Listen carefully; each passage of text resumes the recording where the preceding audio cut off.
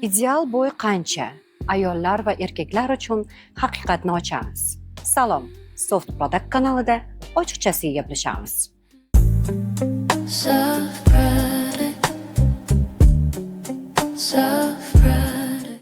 Deyarli hamma bir xil idealni aytadi.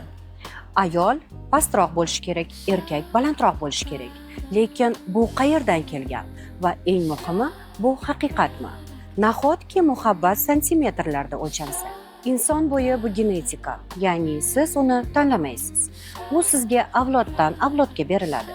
Shuning uchun ham tibbiyotda ideal bo'y degan tushuncha yo'q. Ammo jamiyatda boshqa qoida bor. Erkak balandroq bo'lishi kerak, ayol esa pastroq. Bu balki evolyutsiyadir. Chunki baland erkaklar himoya ramzi, past ayollar esa muloyimlik ramzi. Lekin bu eski ssenariy. Hayot o'zgargan, ammo qarashlar o'sha qolgan. Ko'p ayollar erkak mendan balandroq bo'lishi kerak deydi. Lekin erkaklar esa ayol mendan pastroq bo'lishi kerak deydi. Bu haqiqatmi yoki o'rgatilgan narsami?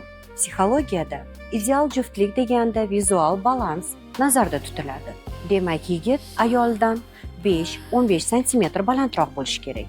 Ammo bu qonun emas. Bu shunchaki o'zgalarni ko'ziga yoqishdir. Inson baxtli bo'lishi uchun bo'y kerak emas. Bor yo'g'i juftingiz sizni tushunsa, sizni borligingizcha qabul qilsa, mana shuni o'zi baxt. Hozirgi kunda bo'yga ishonib turmush qurish qiyin. Chunki bo'yi baland erkaklar ham muloyim bo'lishini inkor eta olmaymiz. Bo'yi past ayollar ham qo'pol, qo'rs bo'lishini ham inkor eta olmaymiz. Ko'p hollarda erkaklar bo'yi past muloyim ayolni qidirib, bo'yi baland ayollarni sevib qoladi. Shunday qilib, ayollar ham bo'yi balandini qidirib, bo'yi pastini sevib qoladi. Chunki his-tuyg'u santimetrlardan kuchliroq.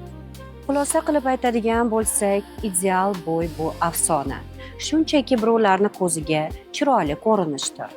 Siz ichki dunyosiga, his-tuyg'ularga ishoning. Shundagina baxtli bo'lasiz hamda raqamlarga e'tibor qilmaysiz. Soft bilan salomat bo'ling. Soft product.